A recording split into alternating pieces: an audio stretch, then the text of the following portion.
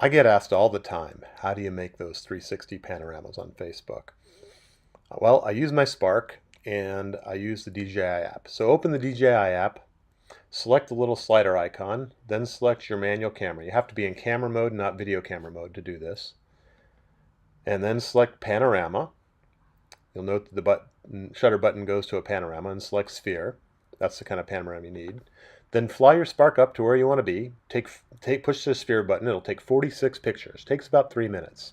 And then when you land, you'll push the arrow button to review your photos. And you'll see that little sphere icon, and you'll push that, and the DJI app will stitch the panorama images together for you. And once you do this, can take 5 minutes, and you do this after you land. Once you do this, you have a finished photo. Once your photo's been stitched together, you have a little planet, and you can export it to your SD card by pushing the circle on the upper right. The bandwidth is kind of slow, and this can take a while. The circle on the upper right doesn't seem to work when you're connected via cable to your remote. It only works for me when I'm connected via Wi-Fi.